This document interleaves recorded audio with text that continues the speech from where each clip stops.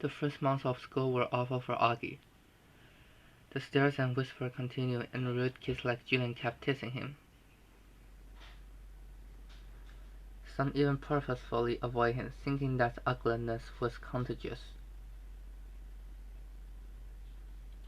Augie wondered if he'd ever fit in, but fortunately it wasn't all bad. He already had two close friends, Jack and Summer. Besides, Halloween was just around the corner. This was Augie's favorite time of the year, because he could wear a mask and be just like the other children. Nobody would notice him, and nobody was there. This year, he chose a bleeding squirrel costume.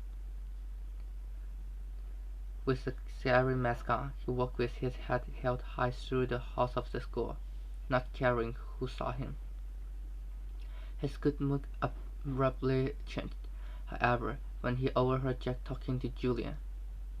"I'm only friends with Augie," Jack was saying, "because the principal asked me to do this."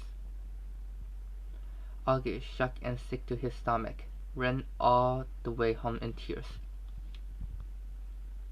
The incident was so heartbreaking that he hardly spoke to Jack for a month. When Jack realized Augie had overheard his cruel words, he felt terrible.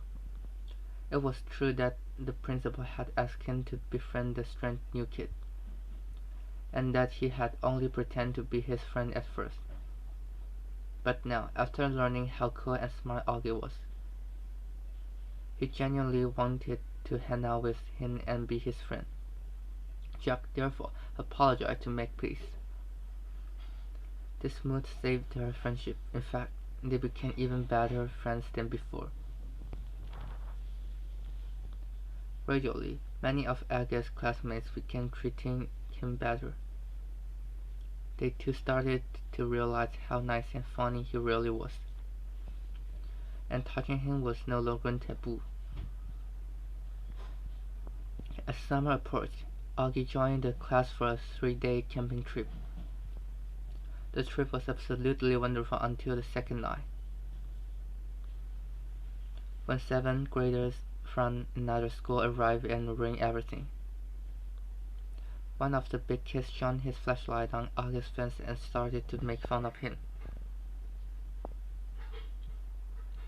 Others joined in and called him hurtful names like alien. Luckily, Jack came to his rescue, and even some of the mean kids in his own class helped to defend him. They couldn't fight the bigger kids, but at least everyone got away from those bullies.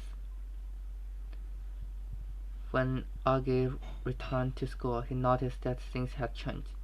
Apart from his classmates, other kids in school also started calling him little dude and knuckle punching him in the hallway. It was wonderful that they were treating him like any other student.